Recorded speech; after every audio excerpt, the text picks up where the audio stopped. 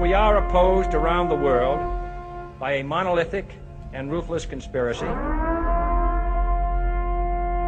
that relies primarily on covert means, on infiltration instead of invasion, on intimidation instead of free choice, on guerrillas by night instead of armies by day. There is little value in ensuring the survival of our nation if our traditions do not survive with it. It be I, Coffee Long, coming to ye from the Mobile Doomsday Studios for episode 145 of the Abuse Hour. Yes, I am fucking motivated, dude. I just saw this thing, and I was a little bummed out this morning, but I feel a whole lot fucking better. I just saw this thing this morning that they're floating it again. They're floating it again, this idea for letters of marque and reprisal, allowing American citizens to patrol non-U.S. waters and territories for cartel activity. Yes, so if this comes online, man, long and short, all this means is, I mean, there will be details to follow, I'm sure, and I'm sure there will be plenty of restrictions and threats and warnings and such, but I don't give a fuck about that. Essentially, you go out here and beat the shit out of cartel people, and you get to take their stuff. I am your stuff-taking motherfucker. If there is one thing I love, and I'll tell you, I can't explain myself properly, man. Like, I feel like it's got to be something like at a genetic level, but when I genuinely had the opportunity to like put the fucking thump on some people and take their shit, you know, like you go to somebody's house at, fucking deepest, darkest fucking Iraq. I did this in fucking Iraq. It was fucking terrific. And these people never have shit, dude. They don't have fuck all. And I can appreciate, like, somebody invades your country, you want to fuck around a little bit. Enough caveats. But these fuckers want to fuck around and like, all right, well, now I'm coming to your house. And you wallop the fuck out of them and you're like, let's see what you've got. And they don't ever have shit. One dude I knew he searched far and wide and finally came up with a couch. Like, we had a fucking space. They had enough room for a couch. And he's like, I'll take a couch off one of these fucking targets. Just you fucking watch. The search was on. The search continued. Long and fucking weeks and weeks and weeks go by. And finally he finds the perfect fucking couch. So you're loading this fucking thing into the back of a Humvee. It's sticking out like you're leaving for fucking college. I didn't get anything super fucking great. There are a few targets you could get some shit. One guy, I ripped off his kid. I took his kid's toy just because of what a fucking pain in the ass this fucking guy was. Oh, this motherfucker. Anyway, yeah, burned his house down too and took his kid's toy. Anyways, I digress. So, yeah, I'm really looking forward to this thing. So this Senator Mike Lee thing, if this comes online, dude, I think probably the way this will play out is that there will be, like some of these contract companies like your Blackwater, this kind of thing, you're going to have assets, dude. You're going to have your ship, your vehicles, your staging areas. You're going to need like fucking mechanics, probably like some cooks, any of this shit, dude. But then the world needs hitters. Yes, fuck yes. So if this comes on, dude, this shit could be the fucking bomb, man. And I will be there front and fucking center. You will hear this fucking voice running on constantly. Again, fucking the coffee fleet has taken another fucking prize. But what's super fucking cool about this, and I'm sure there's some kind of a racket whereby like you hit these targets and shit, and then like the man wants a huge piece of it and you just get to keep a cut. Well, I'll tell you what has been my experience is that when the man is not there, you can get your fucking loot on, because how do you fucking know what is or isn't there? You don't know shit. All you know is what I report back. So if I find 10 fucking bricks of gold, yes, fucking chests of treasure, I'm taking that shit. It's all coming with. And maybe you get, like, I found 12 ducats with your name on it. Anyway, moving on, man. I think there was a lot of downheartening shit. Downheartening? Disheartening. A lot of bad noise. A lot of bad noise going on vis-a-vis my Israel, my Hebrews, all of this shit. And, of course, the many, many laws certain to come online to ensure that none of these people ever get their little feelings hurt. We'll get into that. We'll talk about some of that, and we'll talk about why I think it could pan out Oh my goodness gracious, so fucking nice, sir. I think that'll pan out real nice. There's a little bit more going on with the Brown University shooting, and I've got a few thoughts on that. I don't know, I guess just a few thoughts on kind of the state of everything in that direction. I think there's a lot of shaking up in an effort to try to resettle things in a way that Shlomo might find a little more favorable. I don't think it's going to go that way, but we'll see how it goes. And then you know what I got is I have some input from the dudes in the chat, the gents in the chat. Such content, very content. And for anybody, you know, if you want to fucking call up and you want to leave a take, you can hit up the Abuse Hour hotline at 813-227-3314. That's 813-BASED14. Leave a take, leave a tip, leave a rant, leave whatever you want. Or you can get on the Abuse Hour chat. If you follow on Telegram, t.me/the Abuse Hour, you can link to the chat from there. If you want to leave a take, dude, you want to call and tell me to piss off, one of the many heavy-handed mods will certainly tune you up and launch you out. But if you think you'll feel better off that, be my fucking guest. Go nuts. Anyway, back to live action, man. So looking at some of this stuff, man, it's only a couple days ago that the Orange Retard, gave his broke dick fucking speech. I did not listen to it. I only saw the occasional outtakes. I heard some pitch earlier on that like there was going to be Tucker Carlson, I think it was saying that, oh, I don't know so much. I'm just a humble podcaster. But I like to think I have a few connections, and from what I understand, Donald Trump may declare war on Venezuela. So he was saying that, yeah, maybe Trump declares it like, yeah, we're fucking doing this invasion, we're doing fucking Venezuela.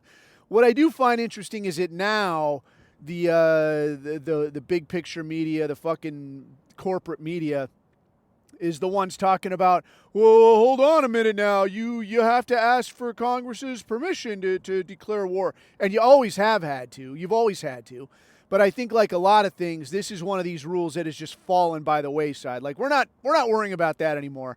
We just all do whatever we want. Obama, you want to fucking liquidate American citizens because they're in the wrong place at the wrong time? Yeah, maybe they're up to no fucking good. Just the same, you don't stop having your fucking civil rights as an American just because you happen to be somewhere that Obongo wants to fucking drop a bomb on. So, yeah, he was saying that he was going to do that, but then it turned out not to go that way, and what we ended up with instead was pretty much just Hebrew glazing, like nonstop kosher deep throating, unsavory, unseemly, unfucking becoming. And a lot of us have been saying for a good long while that America is basically a conquered country. We're a vassal state. You're basically like a work camp for Big Hebrew, and they're the ones calling the shots. They pick up the phone, you answer, yeah? And that's where it's been, dude, for a while. We've been saying that. And then you got your boomers, you got your patriotards that are like, no, bro, no, American independence, bro. Free and independent, bro. Cold dead hands, bro. No, man, just stop. None of that's the case. You don't believe that. And it sucks because, like, I don't know, it's got to suck for a boomer. I feel like it's got to be a bit like being maybe a heroin junkie or something where it's like you realize there's a problem. Like at some point, I want to think that, like, your average junkie, and I don't know, I don't have a lot of interaction with junkies, I guess. I've never been a junkie, never been an addict, none of that stuff. Seen it though, and I'm an otherwise reasonable person, so I gotta feel like you gotta have at least some kind of wherewithal, I would think, that at some point, you know, maybe you're given a rough handy on a public bus or something for a couple of bucks so you can get out there and score, yeah? At some point, I want to think that the junkie, even in the frazzled junkie mind, that they got to be thinking like, man, how did it come to this, dude? I'm jerking off a total stranger for, you know, whatever, $10, $20 or whatever. Like, I'm better than this. No, you're not, dude. But I think it's, you know, the denial, I guess, like being willing to like, all right, dude, this is fucked up. You know, because you can rationalize a lot of shit. And your boomer will rationalize a lot of shit. I mean, all of this business of like, well, what are you going to look at Tyrone and tell him that like, You can't go to school. You're destined to be a broke-ass dumbass working at Circle K just because your mom had a tough break or your dad left when he said he was only going for smokes. And she had a rough go, and then you had a rough go, and you're going to tell Tyrone that he's stuck at Circle K forever? And, you're kind-hearted white person, and as much bullshit as they talk about, like, well, y'all mean and shit. Get fucked, dude. We're the nicest people on the fucking planet. We're the only people who will conquer a nation and then turn around and build you a suburb and teach you how to live, not like a fucking savage. We're the only people that do that. Other places, like, eradicate you. Yeah, we don't do that. We try to do you a solid. So you get some, some decent white person that's like, yeah, no, I don't want to be that way. And you do them a fucking kind turn. That's just the way that white people are. And I think that's how boomers have gotten sucked into this shit. But at some point, yeah, when you got that dick in your hand, I think you got to look and say, like, no, this has gotten out of hand, right? This has gotten completely away from me. I need help. I think it's got to come to that at some point. The rent is long past due in this sense with these fucking boomers. But looking at just the way that people are talking, man, it's something else, dude, in terms of, like, the stuff that people are saying now. The stuff that people are saying now is stuff that people would never have said even, like, 5 years ago. Like, some of these positions that, like, that, like, America is a vassal state, Congress is occupied territory, that we need to stop dumping all this money to Israel. These were like fringe ideas. Like these were like your tinfoil hat, wazoo nut job. Like, man, come on, man. Don't get so hung up on this. On just some little country in the Middle East that really supplies us with all kinds of intel and all kinds of help, our greatest ally. Like 10 years ago, that was the vibe, dude. That was how people got down on this Israel question. Now, it's like every Joe in the street is like, get fucked. You can get fucking bent. I don't need this fucking shit. You people fucking suck. And, people are going hard, man. But what I find interesting, I guess, well, there's a lot that I find interesting. Primarily, the fact that these Hebrews cannot help themselves but to exacerbate the situation. It's like they just don't have the sense. So, you get some of this stuff of, like, this Bondi Beach thing, for example. And I've argued with a few people about this and people talking about, you must be stupid. There's something wrong with you if you think that this was totally rigged. Like, do I think that whatever that guy's name is, that second generation Pakistani or whatever, do I think that the CIA had him at a camp briefing him up and, getting all these people out there and handing him a weapon? No, I don't honestly think that. And you know why? Because they don't really have to. All that really has to happen is they get the guy into the country, and he'll do the rest. These people are unsavory. They're unpredictable. They're fucking nuts, dude. They're all this fucking way. Every fucking one of them are this way. They're fucking screwy. So it's like, no, Mossad doesn't have to fucking arm this guy up or carefully plan this shit. All they got to do is get him into the country. And did they do that? Yes, they did, dude. I heard a really good take on that entire immigrant concept. I heard this really good take. And it was something like this, that, these organizations, they're primarily Jewish. This is a fact. And there's ones that are nominally Catholic, but when you look at the names involved, it's all, Steinberg-Witz. What do you want? So they get over there and they go to these faraway fucking third world shitholes and they tell these people that, bro, it's going to be bottomless money, a house of your own, a piece of ass like you can't imagine, hot blonde goddess. All you got to do is get on the fucking bus, bro. Just get on this bus and then follow the instructions. You're going to be there in no time, bro. Suburban America, living in the nice city in Europe, bro, you're going to have a job, lots of people like you. Easy street, dude. You're going to love it, man. Okay, and all of these assholes sign up. They sign up, and Christ only knows if, what kind of money they're paying. Like the coyote kind of thing. Like, how much money are you paying to go and do this thing? I have no idea. But now you get put on this bus, you get put on this boat, you're walking through the fucking jungle, you're walking across the desert. How the fuck do you know? If you're a third world asshole, you know, as magnanimous as I can be to these people is to say this. What the fuck do you know about getting from here to there? I mean, even after I had been around the world twice and met everybody once, it was still like, God damn, this is a big fucking place. It really fucking is. So when you're far off somewhere, you know, like you fly from the U.S. to deepest, darkest Asia to fucking Afghanistan, any of this shit, I mean, you really do feel it, man. You're like, fuck me, I am off the fucking map here, dude. Like, you're flying. You feel like how could a world be this fucking big, man? And by the time you get there, you feel like you're in the back corner of the back room of a forgotten hallway in a giant fucking haunted house or some shit. I mean, it's a big fucking place. So, and that's after you've done it a bunch of times. It's still like, holy shit. It's a long way home, dude.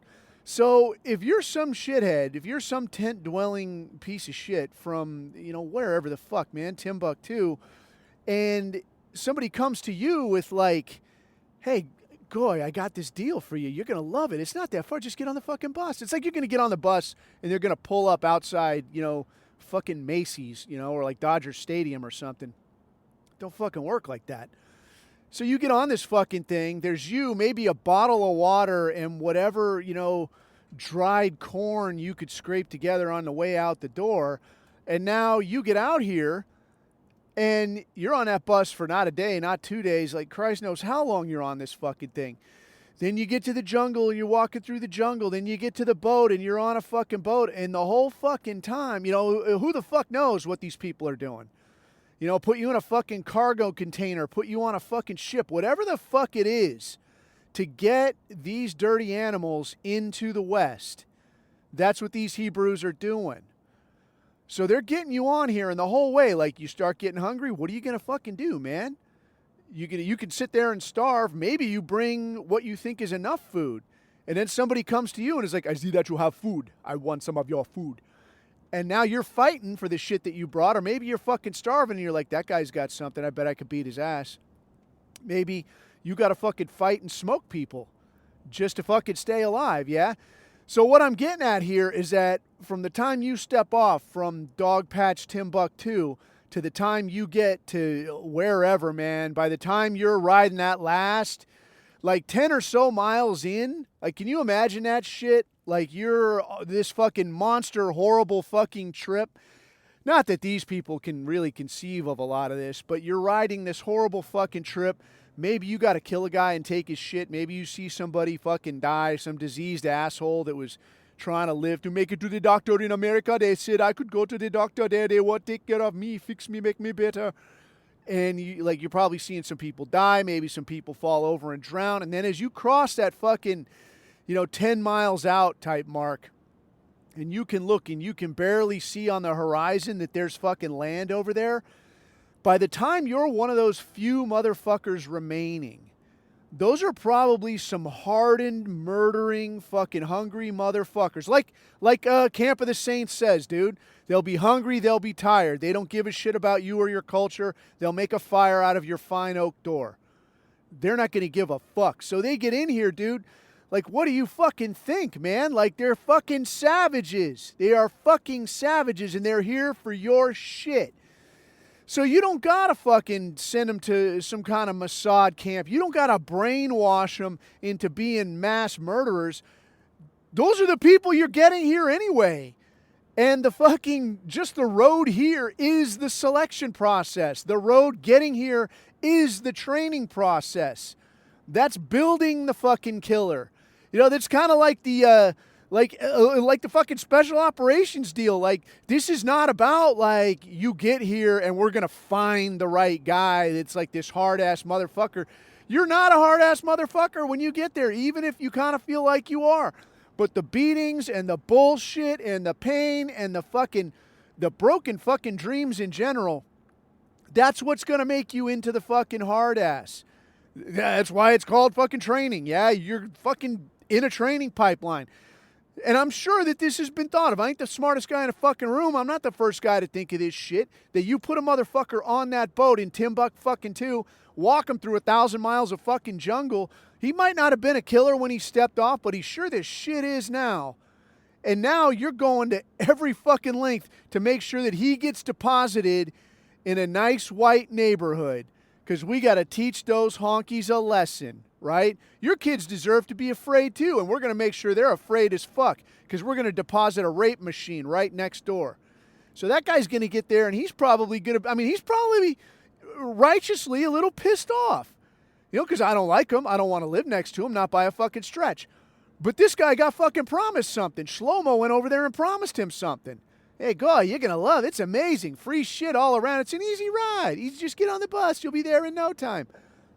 This guy got fucking lied to. And now he turns up here hungry, cold, tired, trying to stay alive by making a fire out of your fucking door that you won't stop bitching about. And what's going to fucking happen? What do you think is going to happen? Nobody wants to hire this asshole. He's got to fucking live on, and I don't like handing out free shit neither. But at the individual level, this is not a shit ton of money to live on. Maybe some initial dump they get, that's a nice piece of money that I'd like to have.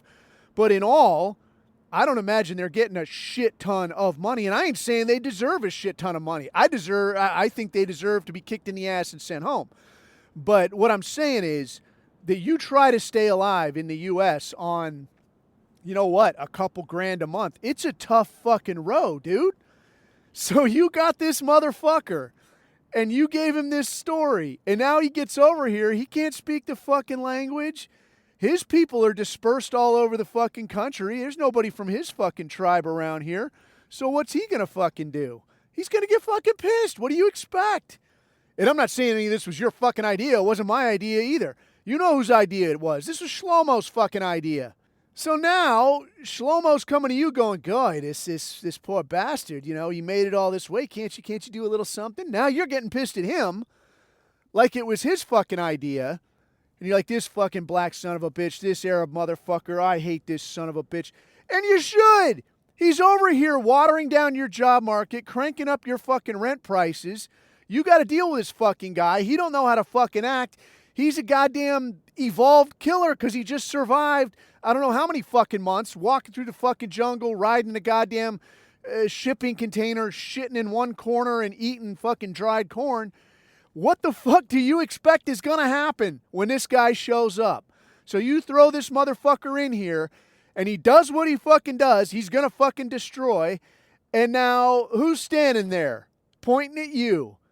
Shlomo, a fucking again, talking about, you see the way that they are, and they hate us more, Goy. They're violent. I don't know why you let him in here in the first place. He's dangerous, and they hate the Jews. They all target the Jews. I don't understand why. And, dude, if you heard any of the fucking, oh, motherfucker, it spins me up so fucking bad. Fucking Netanyahu. All right? So this fucking guy, the leader, the head man of this fucking beggar of a fucking country, world's greatest fucking charity case, absolute fucking cap in hand, panhandling, sack of shit fucking beggars, groveling fucks. Every time you turn around, oh, God, is there any kind of way? Maybe you could just help a guy out. Times is hard, Goy, and we're your greatest ally and everything. How many fucking billions, dude? Just us.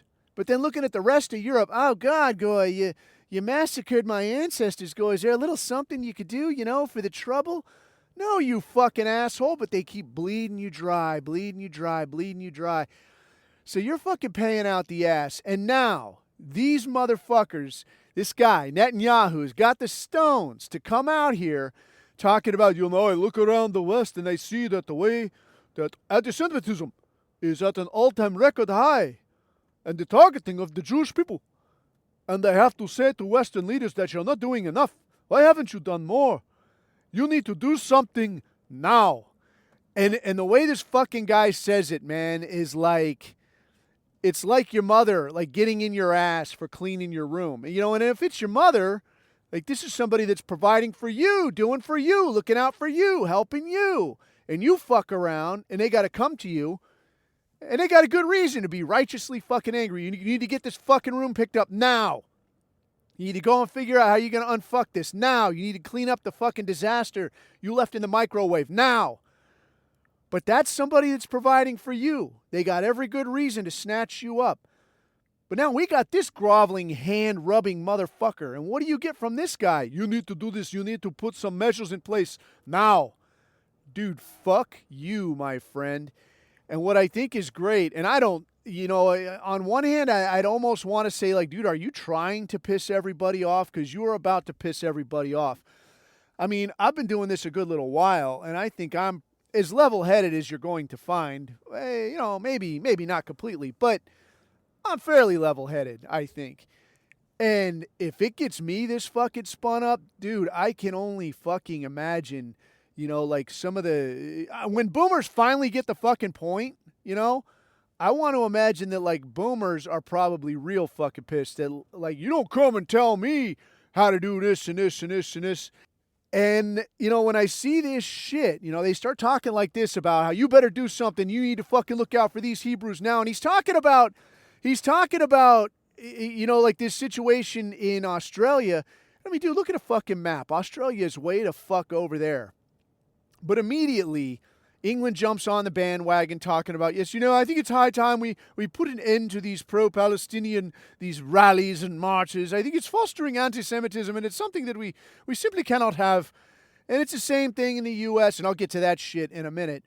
But you see with this Netanyahu talking about this, he's talking about, something's got to be done. They were targeting the Jewish people and the Jewish celebrators and the Jewish Hanukkah enjoyers. And something has to be done because this is hurting the Jewish people. And never mind that, like, who was the guy that ran and fucking grabbed the dude, one of the dudes that was shooting? It's some other Muslim dude. Not that I want either of them here. If they're both gone and these Jews are gone, then what's left? Nothing. So there's no problem. All the problems are solved, right? But he doesn't mention that. Like, that guy got shot in the arm. But he don't mention him. He does mention some shit like, oh, yes, it was a Muslim man, I should remind you, and I salute him, or some shit like this. But he's only talking about, like, you got to look out for Jewish people. These Muslims, they're crazy. But he only focuses on these Jewish people. Never mind the fucking goyim that you fucking conned into taking these idiots in. Never mind the goyim that have been keeping your deadbeat gold brick fucking ass alive since you fucking mooched and schlepped your way all the way from fucking Deutschland, and fucking Poland over to here, there, wherever, that we have floated your fucking ass and listened to your bullshit and your fucking con jobs and your fucking stories and your fucking espionage. Never mind all that. You're in here making demands because your only focus is on the Jewish people. And it's fucking tiring, man. But even moreover, as if this isn't enough to fucking piss you off, even moreover, now I just saw like a piece of an interview from Jonathan Pollard. So if you don't know, Jonathan Pollard was a dude that was, I want to say he worked in naval intel. And he was like one of America's most prolific espionage losses. One of our biggest failures. You could call it a failure, but at the end of the day, the guy just did his fucking job properly. He was here to spy for Israel. He spied for Israel. He did a good job of it. He ended up getting caught, but this guy dumped a metric shit ton of information to Israel to do with whatever they fucking like, right? So Israel's got a metric fuck ton of information. This guy did 30 years, got pardoned by Trump, got flown back to fucking Israel on, who's that fucking Jew? The casino owner. I can't remember. The Adelson. Sheldon Adelson's jet.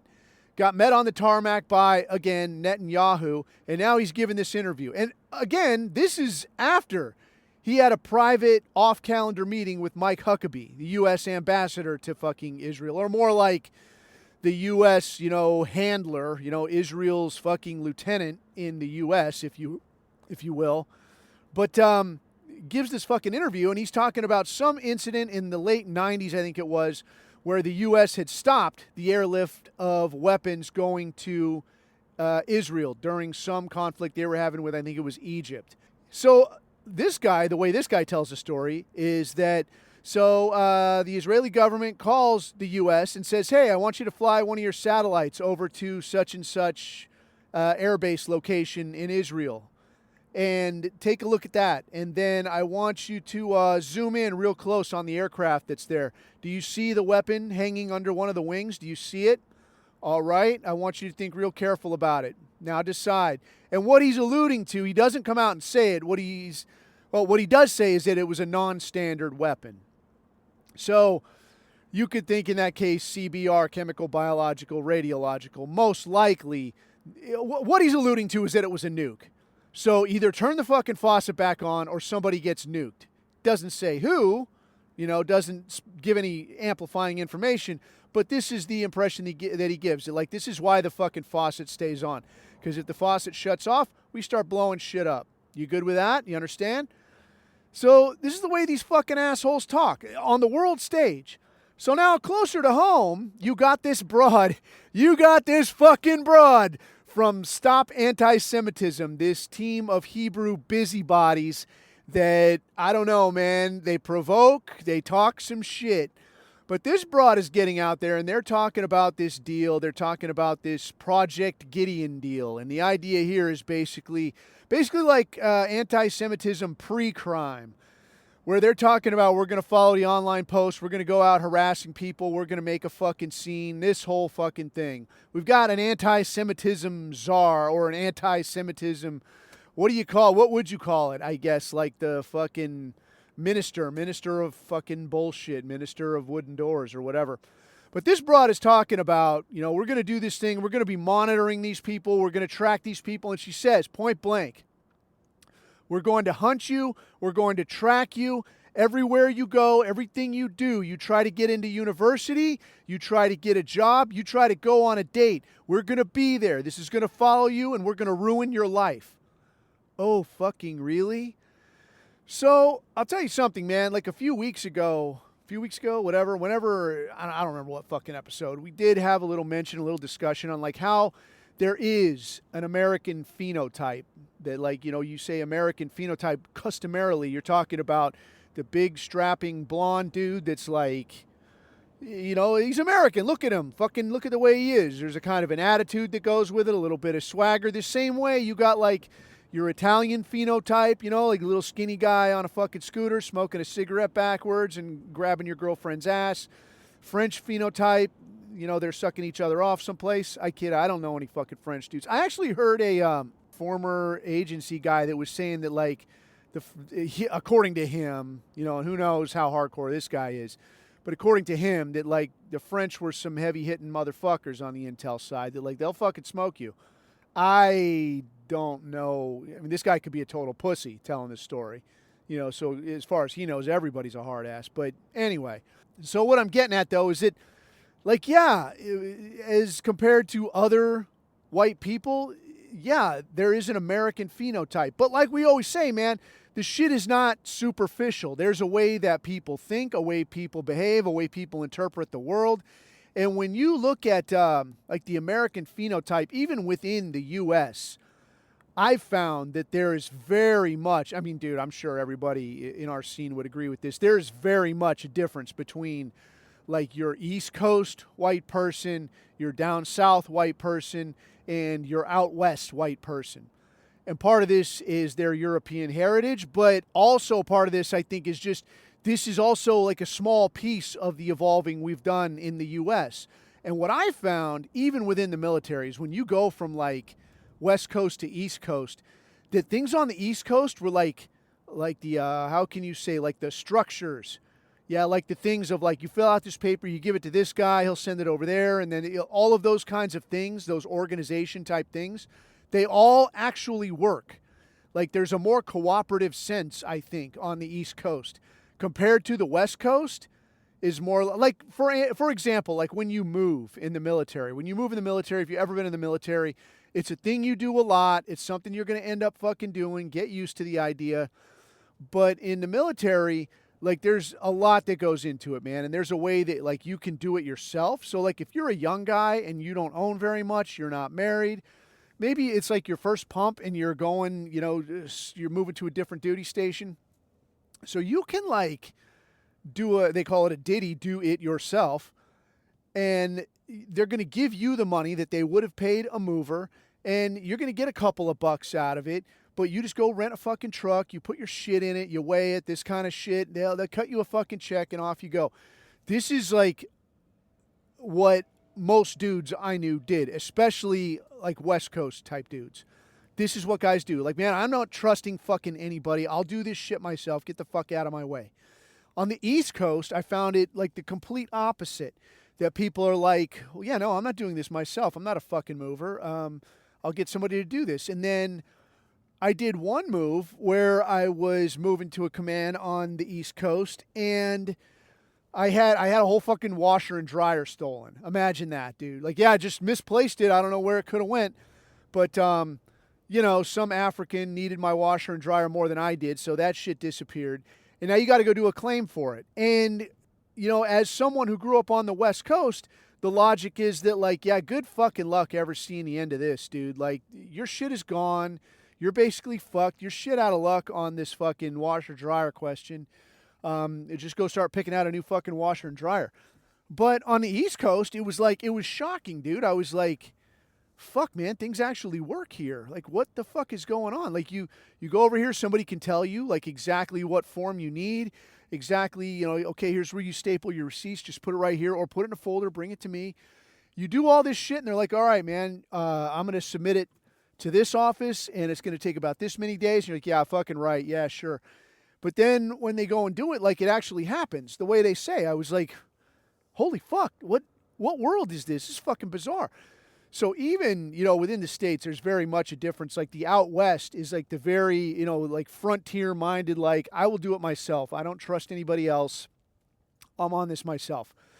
But so knowing that the American, you know, not just physiologically, but cognitively, there's very much its own phenotype and even kind of subsets within that phenotype. You want to fuck it, you foreigner, you from some other country want to come here and say that you're going to fucking bend the knee and you're going to watch your fucking mouth when you talk about people from this country or people from this race, even though they don't live here and they're not even your countrymen. And even to the extent they might be paperwork Americans, they're still like a little bit of a cut above you, so you watch your fucking tone. Guess what the fuck's going to happen, man? Because I'll tell you, dude, like, I've always been, you know, since our thing kind of kicked off and kicked into another gear, you know, I've always been kind of the mind that, like, oh, yeah, red, white, and blue. What's that basically, like, Israel Part 2? Red, white, and blue, Israel Part 2. Yeah, put that shit on a T-shirt. But I've always been of kind of that mind, you know, that, like, yeah, dude, whatever, man. I mean, my family was in America before America was America, so whatever the fuck I do is American. Yeah, whatever the fuck I do is our people, and if somebody's got a fucking issue with that, like, go piss up a rope, dude. I don't give two fucks what you think. Oh, you're a fucking paperwork American from someone else.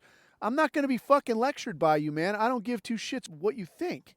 But it really kicked into high gear for me, man. Like, it was a definite, like, there was a switch that got flipped when England started talking about, like, yeah, these social media posts, you know, and we don't care where you're fucking from. We don't care if you're from, you know, France or somewhere else in Europe. We don't care if you're from America. If you're posting some shit that's illegal here, we're going to come after you and we're going to try to prosecute you. And dude, it was like a genetic level switch, just like clang, like kicked into gear. And I was like, bring your fucking ass. I'll burn you down again. Dude, it was something, man. And now, like, I'm feeling it again where these motherfuckers are talking about, like, yeah, this foreign country, you'll watch your fucking tongue. You'll hold them in high regard. You'll watch the way you speak. You'll check your fucking words. And when these people say that some historical thing, whatever the fuck it is a fact, one, you won't question it. And two, if you're not sure which version of it we're on, if we're on the updated 1.5 million number that's outside the facility now at the end of the train tracks, then if you don't know if it's that one, or the 6 million, or even the 12 million, or whatever the fuck Piers Morgan says, then you'll keep your fucking mouth shut about it, or we'll show up and we'll ruin your fucking life. Dude, motherfucker, in the words of my favorite priest, you just fucked with the wrong bull. I'll tell you fucking what, man. So anyways, dude, yeah, I think that's, and I can't make heads or tails of, like, are they doing this shit on purpose? Like, are you trying to piss people off? Or is it like they really think they got a handle on shit this fucking much? Because I don't really think they fully appreciate it. I think they're used to pushing around Europeans and pushing around like Germans who have just been beaten to fucking death for over 100 years, or pushing around French people who will pay you $20 to beat them to death, or any of this shit. I don't know who the fuck they think they're dealing with, man. But I mean, this is the kind of shit that like legit will blow up in your fucking face. So I don't completely know, but I have something of a theory that I want to float. But before that, I want to get to I want to throw in something from one of the bros in the chat. I will send this one. You check it out. It's a good time, and then we'll get back to this other discussion. Hello, friends, neighbors, true believers, and Hitler fans of all ages. I'm here with the unsolicited advice that I am graciously offering about how to argue and have good rhetoric for our cause. I think that there's a great need for this in a lot of different places, and I may not be the best guy for it, but I haven't seen anything like what the product that I want to give to others is. And I think that product is something like a glossary of terms, right? Something that where we have a well set definition of stuff. For example, woke or wokeism, right? That term is being taken away from us. We invented that term. It means anti-white. Woke means anti-white. And now you have normie conservatives talking about wokeism. Like, when the fuck did you add an ism to it, dude? And what does wokeism even mean? You can't define it in terms other than, like, Democrat, right? That doesn't... Shut the fuck up. You're stealing Nazi notes. You're stealing you're cribbing notes from white nationalists, and everybody knows it because our talking points are true, honest, and popular, right? Something else we need is like a list of good arguments for things like race realism, for our worldview, for the need to seize government power. And I don't mean seize it like a coup. I mean like, hey, look, Republicans like to never use government power for what they want, but they like to tout that as losing is the greatest moral good, right? They exist to lose. So fuck them, right? We do need that shit. And the same with Democrats. They exist to cede power when it's inconvenient, when they could do something good for the average working class person. They just always opt not to, right? So needs to be arguments for that. There needs to be arguments for, like, the government system doesn't work in the two-party system. So let's just erode that away. We need a nice, good, choppy, preset arguments that are airtight and ironclad. And I have a philosophy of the way that I do this, and it's all based on real life, but also my view of how life works. And that's kind of based a little bit on, obviously, the fascist worldview and Evola, as well as some heavy influences from, like, Karl von Clausewitz. He said that warfare is politics by other means. And I like to flip that on its head and say that politics is warfare by other means. And I like to expound and expand upon that everything is violence, right?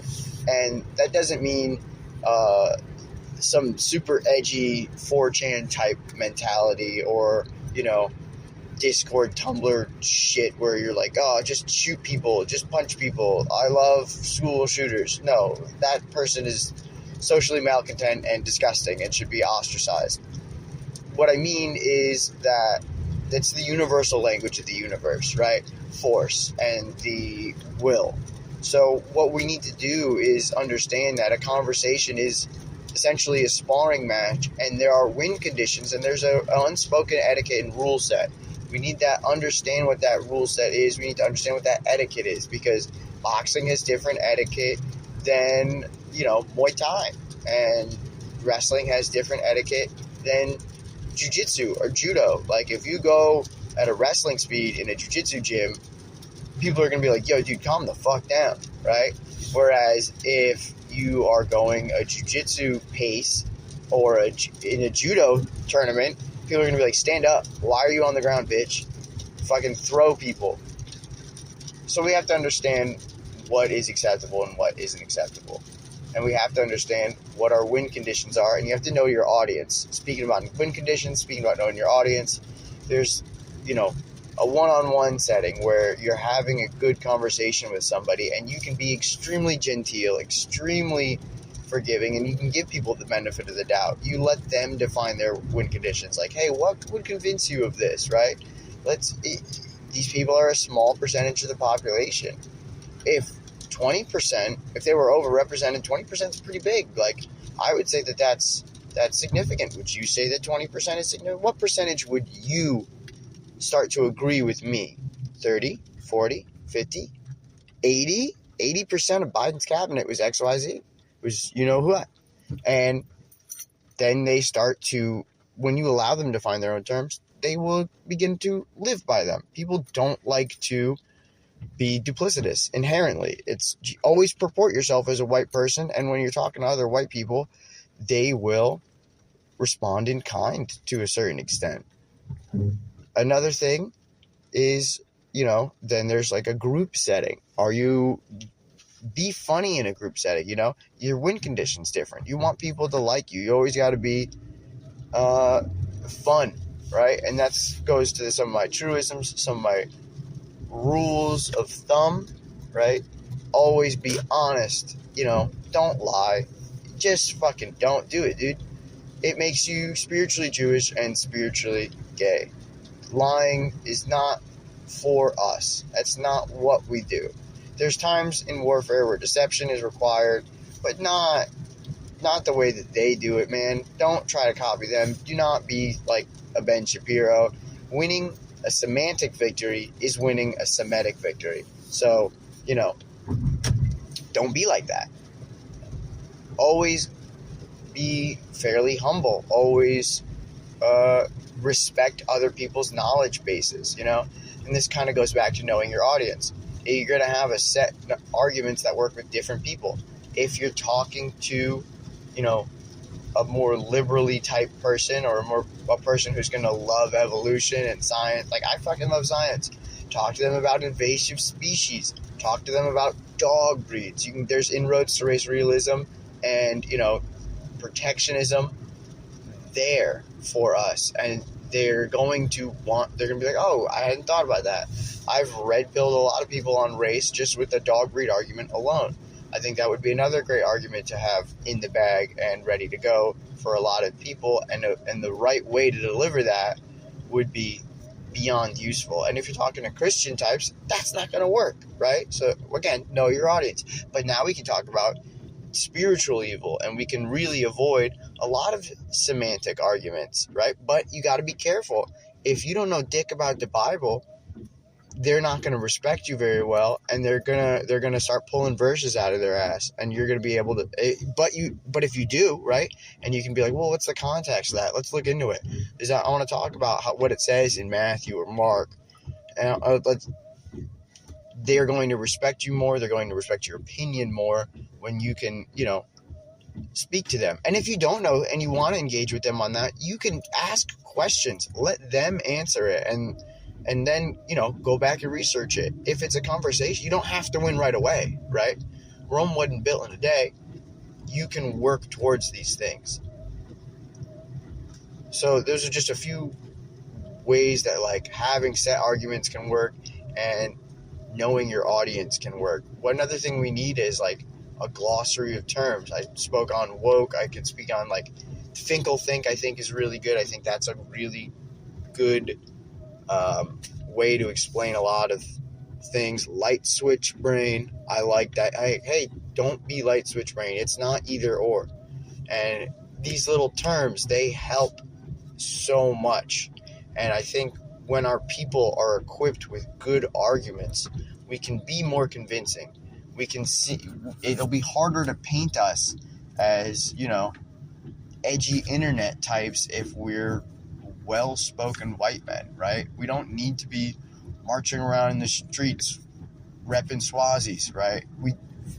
There will be a time for that, but right now we have to erode a lot of the conditioning, really kind of, the trust in the media is at an all-time low, and we can continue to take advantage of that. Our talking points are more popular than ever, and I think the more we can be like, hey, the first time I heard that, it wasn't a Republican. It was a Nazi who said that shit. It was my buddy who's that quirky conspiracy theorist Nazi, or that, that racist guy. But he's super nice to me. It's like, oh, okay.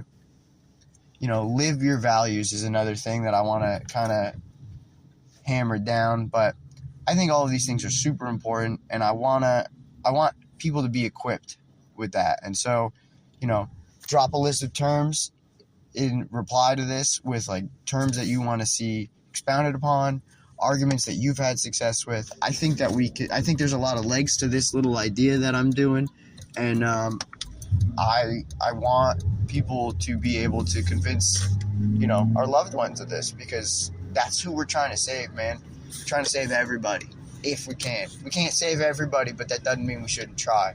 So the struggle is what makes us great. Thank you so much for listening to my autism, and hail victory. I love you guys. All right. Thanks for the input. That's fantastic stuff. So that got sent to me via Telegram, man. So if you got something you want to put out, you can get on there, let a guy know, all right? And I'll put your shit out here. I'm not scared. Anyway, so kind of what I was thinking of is just kind of looking at the way things are going. It's almost like they want shit to get stirred up, because the way these Hebrews, these coin clippers, are running their mouth, just talking, really just saying things that serve no other purpose than to piss you off. And then looking at some of the things that are happening, whereby these people that those coin clippers insisted on getting in here are doing the most atrocious shit. All is like, somebody's doing the raping, yeah, somebody's doing the machete killing, yeah, somebody's doing the vandalism and the theft and the street shitting. And now in the States, we've got the university shooting. Someone's doing the university shooting. So we had two incidences, one at MIT where a guy that is of dubious ethnic origin, I've heard Portuguese, I've heard Jewish. I also know that there's like the Spanish, Portuguese, Jewish thing, a la Converso, any of this, who knows?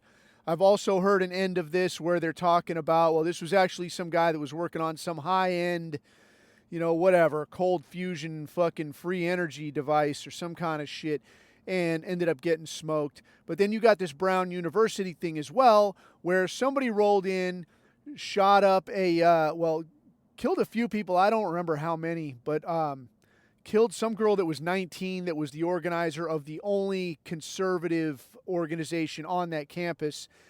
And then according to witnesses, according to what reports are saying witnesses said that he yelled something. So he yelled something, but nobody, reporter didn't think to ask what, just that he yelled something and then took off.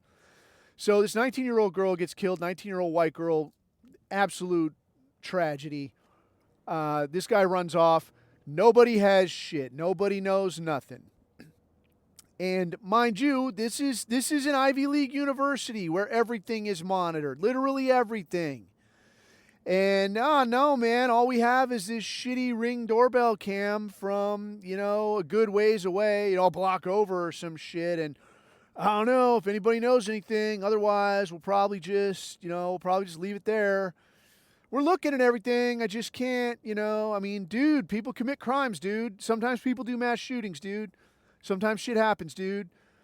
So there's basically nothing. I did see a piece of one police report where the guy was like, yeah, we do have some footage from university video cameras. And then he gets straightened out. Like the police chief gets straightened out from off camera. Hey, no, from off campus. It's off campus. Oh, sorry. From off campus. So apparently there is no footage that they're saying exists, showing this shooter. He just walked between the raindrops the whole fucking way. Don't walk out there, dipshit. But luckily for everyone, what appears to have been either this guy or the guy that killed the MIT professor was found in a self-delete mode in some storage unit in New Hampshire. How fucking fortunate, right? Like, yeah, we got no fucking leads. We got no leads. We got no ideas. We got no suspects. We got no video. We got no nothing. We got no threatening note. We got no manifesto. All we got is a guy who smoked himself in a fucking storage shed. Fucking hell. How convenient is that? Lucky that, you know, how did you know to fucking go look for him in a storage shed? Did he call and say, I'm going to smoke myself in a storage shed and I'm not going to tell anybody why? I don't know. I mean, it's this whole thing. And granted, maybe there's stuff that they're not telling anybody. Sure, great. Maybe there's details. But as far as like what's going on out there, I think you're being pretty much left in the dark. Added to which, then, I guess, kind of following along on this breaking contact topic. I mean, if you can't tell, I've kind of tried to keep this a little bit vague, deliberately, obviously. But as far as breaking contact, I think it's a good time to hit on some ideas where active shooter is concerned. So, active shooter, you're in a place where, all of a sudden somebody decides that I'm going to start coming in here and shooting a bunch of people. First and easiest is don't go to those fucking places. I mean, be a harder target, dude. If somebody's just having a fuck of a day and they don't like the look on your face, then maybe they come after you. But on the other side of the coin, to me at least, my thinking is that I don't like going to fucking gatherings. I don't like going to places where it looks like, like your Christmas market, your 4th of July fireworks thing. I don't want to go to any shit like that, dude. I don't want to go in places like that because this is, and you can't not go anywhere, but, cut out a little bit of the risk. That's step one. Step two, going through life on yellow. This was something that a dude named Dave Grossman, heard this dude speak once a few years ago. Dude wrote a book called On Killing that discussed the psychology of, basically the psychology of taking another person's life. And the way this guy described it was plain and simple. Like, you need to be going through life on yellow, dude. Don't be going through life on red where you're, spun up that around every corner is a guy looking to smoke you. But don't go through life on green either, where everybody is just as even-keeled and cool as you, because everybody is definitely not. So you don't want to be out there like setting yourself up when Tyrone or Muhammad or who fucking ever decides that they're going to fuck somebody up and that somebody is you. So going through life on yellow, where you're a little bit suspicious, at least aware of your surroundings, keeping an eye on potential threats and keeping an eye out for potential exits. So if you are in a spot, though, where the shooting starts, the commonly used acronym is run, hide, fight. So one, like we talked about with the basic breaking contact type model, run. This is just creating distance, man, but not just in a straight line like across a fucking football field. Creating distance in terms of putting obstacles between you and the shooter or the threat or threats. This goes to a couple of things. Like, one, fucking go, dude. Don't stand there and fucking wait. Like, no shit, you think you hear something a little ways over there, you're in the grocery store, you think you hear something a few aisles over, don't fuck around. Get the fuck out. All right? Because you can always go back later. What you can't do is plug fucking holes and then try to go shopping again. All right? So get the fuck out. Step one, start going now. Two, once you start creating space, don't start stepping and looking back. You want to fucking get gone, be gone, stay gone. Right? Don't get over there and start popping back up and like, what was it? Was it really what I thought it was? Let me go back and take a look. Don't fucking do that. Roll the fuck out. Check the papers tomorrow, see if something went on. If nothing went on then, great. But you know what? You didn't get fucking shot either. Oh, you were a little over anxious. So fucking what, dude? Better be over anxious than over fucking cool and now you got a hole where you didn't have one before. You don't need that shit neither. And last then is be the fuck quiet, dude. I used to beat the shit out of guys in training for this shit because the deal is you fucking break contact. You're moving all these guys. And you do this shit until your last movement is unobserved by the threat, by the shooter, whoever, whatever, whoever's after you. You keep hauling ass until they can't see you fucking moving.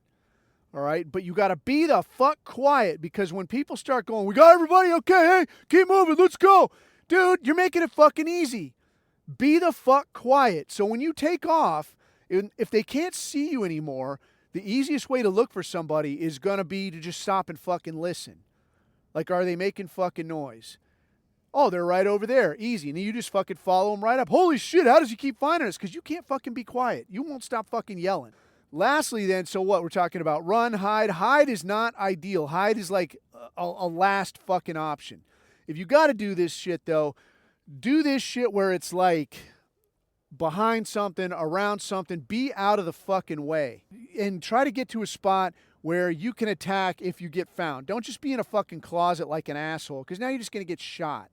If you could be like honestly, in my mind, behind the door is better than in a closet, because at least somebody sees you behind the door, you could at least fight. If you're all scrunched down in a fucking closet, all you get is shot. That's not any fucking good. So don't do that shit. Get into a fucking spot where you could at least attack. Anything that you see around you can be a fucking weapon, dude. If it's a chair, a fucking stapler, a book, anything that you could thump a motherfucker with. All right? And if you're not good with your hands, it's okay, dude. Use your fucking elbows. Grab onto this motherfucker and start fucking swinging. Go for the fucking eyes. Go for the fucking ears. And the idea here is that, like, put yourself in that guy's fucking shoes. If you're the fucking shooter, say that you're moving through a facility and you're, whatever, you're Johnny Good Guy, you're looking for Al-Qaeda or whatever the fuck. You're moving through a fucking facility and you're looking for guys. What are your concerns? Like, one, how are you going to find people? You're going to find them because they're moving around, you fucking see them, or you fucking hear them. That's how you're going to find people at first. All right?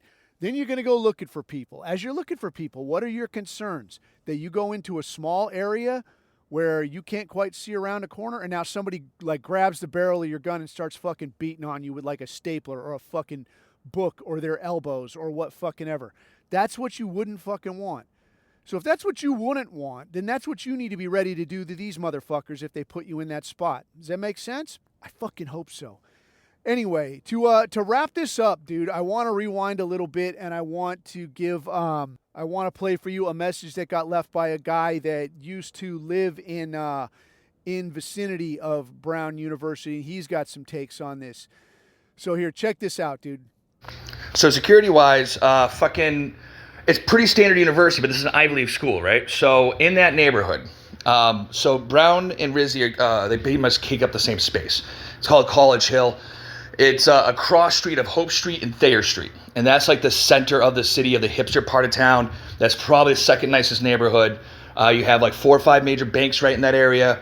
You have constant patrol, local PD assets, and the Brown has their own security force. I don't think they're armed. I think they might have 1 or 2 armed guys, but they have a non-armed unit because Brown is a commie college. It's just a notoriously known leftist college. That being said, everywhere on the fucking campus, in every corner of every building, there's a fucking camera. Like, I could tell you, I don't live there anymore, but yeah, ask anybody in the area to go take pictures. There's cameras fucking everywhere. And this is in 2019 when I moved out, so I'm assuming it's gotten better. Also, there's like every single bar there has a camera system. So those 2 shots are on the lower street behind where the engineering building is. One's from a public lot. I think the other one's from a bank. It doesn't make any fucking sense to me that an Ivy League school where a guy enters a building, especially the engineering department, and just walks in without any kind of camera. Allegedly, this came out in a press conference the other day, someone that's from the university or from the neighborhood shouted at the mayor and said, hey, what about all the facial recognition software that the university uses because they use it to track students on campus? Allegedly, this came out in the press conference. I just watched it. I'm not, fucking expert there. But apparently the city and the university have been arguing and going back and forth. And I think, Stadies and I'm sure the feds are involved as well. These haven't been turning over shit. So there's a big whole fucking disparity between what's being shown and what's being given by the fucking university. But the university, again, for the last, since the fucking 60s, Brown University has been a hotbed of communist activity.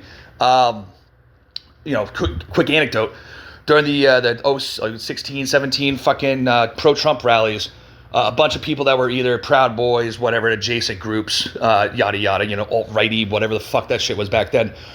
Maybe like 2 dozen of us showed up to like put a barricade between us and the fucking normie conservatives.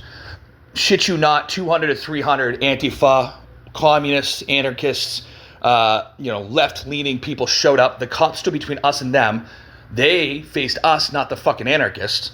And when the rally stopped, a bunch of us were going to go back downtown and be like, yo, you guys want to fucking go? I might threaten to be stabbed and shit like that a few times while I was there. And the chief of police, or deputy chief, he had fucking scrambled eggs and oak leaves and shit. He goes, hey, if we go down there, we're not protecting you. And if you get stabbed up by these guys, we're not going to come and help you. So, like, that tells you the mindset of that fucking city. There's literally a food not bombs or anarchist or whatever fucking rally every fucking day in that fucking town. They protect people. They made the police, like, back in 17, 18. They passed a law basically saying that the cops can't ask you for your ID, even if you're in commission of a crime. They called it a citizen protection act that the mayor at the time, Mayor Ella Raza, who was this fucking hardcore leftist beaner, basically instituted a bunch of things, putting the cops' hands behind their backs. That, on top of the fact that Rhode Island was designated the entire state as a sanctuary state and Providence as a sanctuary city. So, if this girl that got whacked was a fucking, right-winger or even like adjacent, like a Charlie Kirk type, and she got fucking offed by some fucking beaner or some fucking left-wing nutbag, people like the university, organizations inside the city would protect them. It's a fucking thing. Like, dude, when I got doxxed there, I literally had no organization attached to anybody. They were calling me the biggest Nazi in Providence, and I literally wasn't part of an organization. I literally just argued with a guy at a fucking rally. This place is a fucking hornet's nest of bad dudes and bad actors. All right, fantastic stuff. So it kind of gives you an idea of how much you're getting snowed, if you like. Anyways, I'm going to leave it there. Feel free to leave this or recommend it to whoever you like. This world needs more people like us. This podcast is available anywhere dodgy content is pervaded. You can Spotify, on Apple Podcasts. It's also on YouTube for some reason, whatever. But probably the best place is on Telegram, t.me/The Abuse Hour. And if you want to kick down a couple of dollars, there's the Buy Me a Coffee link just there. Or if you want to join the Abuse Hour Goon Squad, then you can kick down $5 a month and basically get the same abuse you get now, but at a cost. You do it to yourself. It's abuse, right? So until next time, keep your eyes on the horizon, keep your neck out of the noose. I have been Coffee. These are my takes.